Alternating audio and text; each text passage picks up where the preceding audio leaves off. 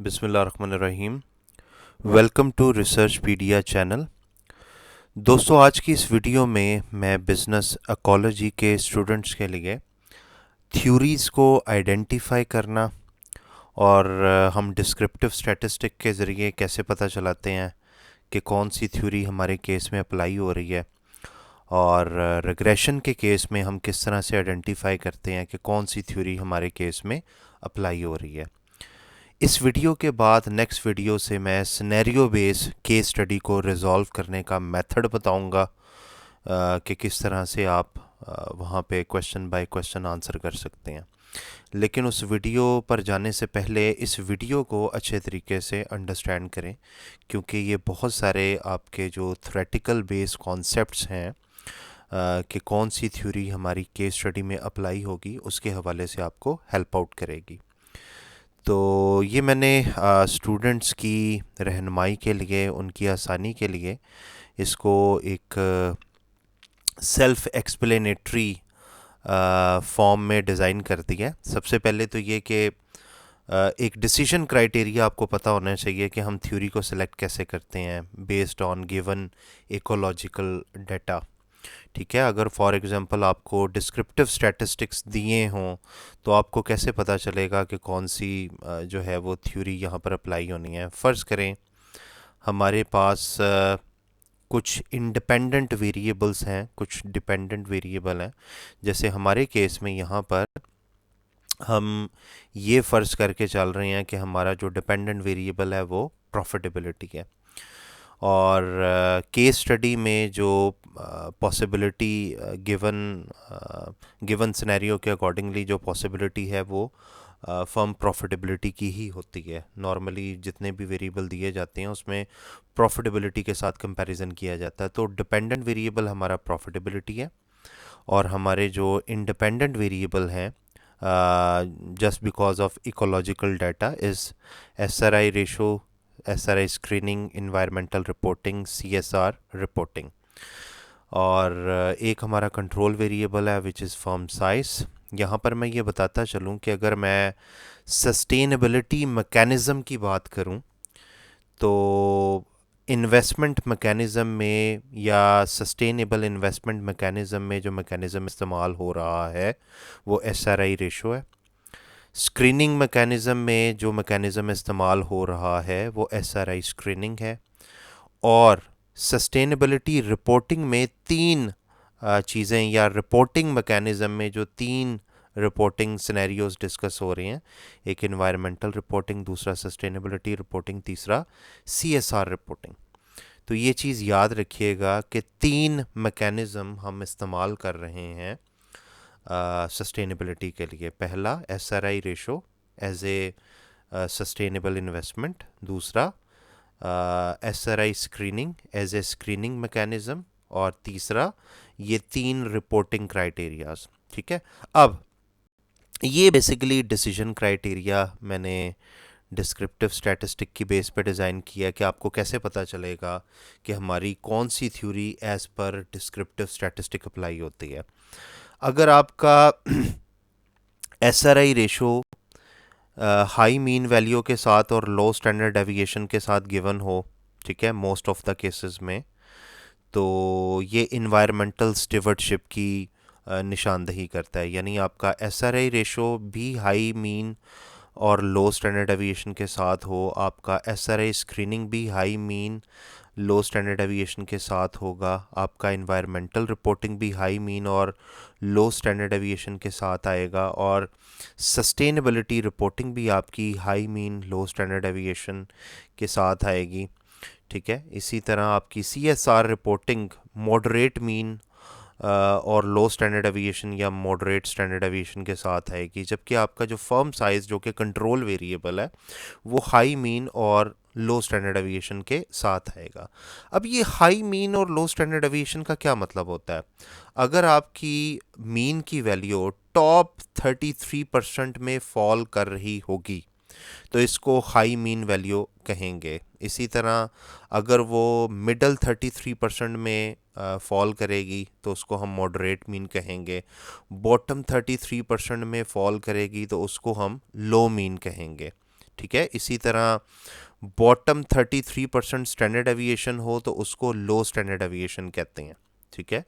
Middle 33% standard aviation हो तो moderate, और अगर टॉप 33% स्टैंडर्ड एविएशन हो तो हाई स्टैंडर्ड एविएशन। अब इसका मतलब क्या है?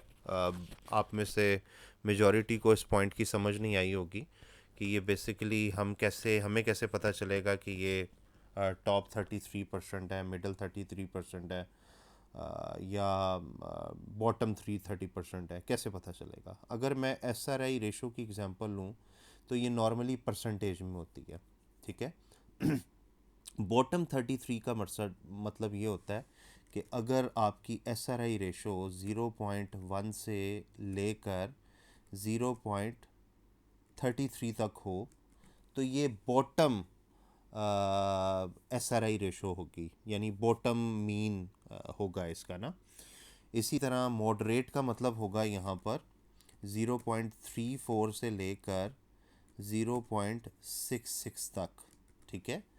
और टॉप 33 का मतलब ये होता है कि 0.67 से लेकर 100% तक, ठीक है, यानी 1.00 तक। तो इस वैल्यू के दरमियान अगर एस आर ए रेशो आ रही है तो उसको हम high mean S R A ratio कहेंगे, ठीक है। इसके दरमियान आ रही है तो लो होगा, सॉरी मॉडरेट होगा, और इसके दरमियान आ रहा है तो ये लो हो जाएगा। इसी तरह बॉटम 33% स्टैंडर्ड एविएशन, सेम इसी तरह आप इसको ले लें, ठीक है, इस तरह से, ठीक है। ये आ गया जस्ट लाइक दिस, ठीक है। मॉडरेट के लिए इसी को कॉपी कर लें। क्राइटेरिया दोनों में सेम है, सिर्फ हमें वैल्यूज़ का पता होना चाहिए कि वैल्यूज़ क्या इंडिकेट कर रही हैं, ठीक है। ये आ गया इधर, लें जी। तो दोनों का हाई जो है वो सेम होता है, ठीक है। इसी तरह दोनों का मीडियम सेम होगा, दोनों का लो सेम होगा। अच्छा जी, इसी तरह अगर आपका स्टैंडर्ड एविएशन भी हाई हो और मीन भी हाई हो तो रिसोर्स डिपेंडेंसी है एस आर आई रेशो के लिए। इसी तरह यहाँ पे भी देखें, मीन हाई होगा और एस डी मॉडरेट होगा, ठीक है जी। मीन हाई होगा, S D moderate, mean high S D moderate, mean high S D moderate, ठीक है, एंड सो ऑन। ये बाकियों का भी क्राइटेरिया आप देख लें, हाई मीन होगा, लो स्टैंडर्ड एविएशन, तो ये आपकी इंस्टीट्यूशनल थ्योरी बन जाएगी। आपका मॉडरेट या हाई मीन होगा जबकि स्टैंडर्ड एविएशन भी आपका हाई होगा तो लेजिटिमेसी थ्योरी है, ठीक है। हाई मीन लो स्टैंडर्ड एविएशन, ये तकरीबन आपका मिलता जुलता है इन्वायरमेंटल स्टीवर्डशिप के साथ, ठीक है। तो ये साइनलिंग थ्योरी है। स्टेक होल्डर थ्योरी में आपका हाई मीन या moderate mean with moderate standard aviation, यानी आपका स्टैंडर्ड एविएशन जो है ना वो मॉडरेट हो जाएगा, तो हम कहते हैं स्टेक होल्डर थ्योरी है, ठीक है। ये पहचान है आपकी यूजिंग डिस्क्रिप्टिव स्टैटिस्टिक। अभी आगे चल के क्योंकि मैं केस बाय केस भी समझाऊंगा तो आपको वहाँ पे ज़्यादा अच्छे तरीके से क्लियर हो जाएगा। फ़िलहाल आप ये करें कि आप इसको नोट डाउन कर लें अपनी आसानी के लिए, ताकि आपको याद रहे कि इसका मतलब क्या है। क्योंकि ये मैं सॉफ्ट फॉर्म में तो शेयर नहीं करने लगा, लेकिन आप बेशक इसका स्क्रीनशॉट ले लें या इसको जो है वो नोट डाउन कर लें, ताकि आप एग्ज़ाम पॉइंट ऑफ व्यू से इसको रेडी कर सकें। अच्छा, उसके बाद रिग्रेशन पे अगर आ जाएं तो ये क्राइटेरिया तो मैंने आपको पहले ही बताया हुआ है कि अगर आपकी पी वैल्यू 1% से कम शो हो रही है तो उसको हम हाई सिग्निफिकेंट कहते हैं। अगर 1 से 5% के दरमियान है तो वो सिग्निफिकेंट होती है, 5 से 10% के दरमियान है तो उसको हम वीकली सिग्निफिकेंट कहते हैं, और अगर 10% से ऊपर चली जाए तो इनसिग्निफिकेंट होती है। अब जो मैं एग्जांपल आपके सामने रखने लगा हूँ वो है रिग्रेशन की, कि रिग्रेशन में हमें कैसे पता चलेगा कि कौन सी थ्योरी अप्लाई हो रही है। तो इसमें बड़ा आसान सा तरीका है कि अगर हमने ये पता चलाना है कि रिग्रेशन के तहत कौन सी थ्योरी अप्लाई हो रही है तो दो चीज़ों पे आपने फोकस करना है। एक कोफिशिएंट वैल्यू, और दूसरी पी वैल्यू। ये दो चीज़ें रिग्रेशन में दी होती हैं। तो याद रखिएगा कि ये जितने भी इंडिपेंडेंट वेरिएबल हैं यहाँ पर नज़र आ रहे हैं, सबका पॉजिटिव इम्पैक्ट होगा, यानी ये पॉजिटिव होंगे। सिर्फ एक नेगेटिव हो सकता है, वो ये कंट्रोल वेरिएबल है जिसके बारे में मैंने यहाँ पर लिखा हुआ है कि इसका नेगेटिव इम्पैक्ट हो सकता है in case of institutional theory, legitimacy theory, stakeholder theory. बाकी सबका पॉजिटिव ही होगा under each and every theory. इसका मतलब है डिसीजन क्राइटेरिया किस पे जाएगा? डिसीजन क्राइटेरिया जाएगा पी वैल्यू के ऊपर, कि पी वैल्यू हमें बताएगी कि हमने कौन सी थ्योरी यहाँ पर अप्लाई करना है। ठीक है, तो अगर तो आपकी एस आर आई रेशो सिग्निफिकेंट हो या हाईली सिग्निफिकेंट हो, ठीक है, सिग्निफिकेंट हाईली सिग्निफिकेंट, ये मैं इसको इंडिकेट कर देता हूँ, सिग्निफिकेंट हाईली सिग्निफिकेंट। ये एस आर आई रेशो के लिए इन 5 थ्योरीज़ का क्राइटेरिया सेम है। सिर्फ इंस्टीट्यूशनल थ्योरी में ये अगर इनसिग्निफिकेंट आ जाए आपकी एस आर आई रेशो या वीक आ जाए, तो हम कहते हैं कि ये इंस्टीट्यूशनल थ्योरी की तरफ जा रही है। अदरवाइज़ ये 5 थ्योरीज़ जो हैं उनका क्राइटेरिया एस आर आई रेशो के लिए सेम है। अच्छा, इसी तरह एस आर आई स्क्रीनिंग है। अगर तो ये सिग्निफिकेंट हो या वीकली सिग्निफिकेंट हो दिस थ्योरी, ठीक है, weekly significant, insignificant this theory, weekly significant, insignificant या सिग्निफिकेंट ये थ्योरी, और ये देखें जी, यहाँ तक इनका क्राइटेरिया सेम है, सिर्फ इसके अंदर और इसके अंदर चेंज है। ठीक है, इसी तरह इन्वायरमेंटल रिपोर्टिंग का ये क्राइटेरिया है। ठीक है, ये आप देख सकते हैं, ये तकरीबन मेजॉरिटी में सेम है, सिर्फ एक के अंदर चेंज है, ये इंस्टीट्यूशनल थ्योरी के अंदर। इसी तरह सस्टेनेबिलिटी रिपोर्टिंग का एक क्राइटेरिया, ठीक है, इसी तरह CSR रिपोर्टिंग का है, ठीक है, फर्म्स लॉस का है वगैरह, फर्म्स या फर्म साइज वगैरह का। तो आपने ये करना है कि आपने इसका भी स्क्रीनशॉट लेना है, ठीक है, या इसको पेन डाउन कर लें ताकि इसको प्रैक्टिस करना आपके लिए आसान हो।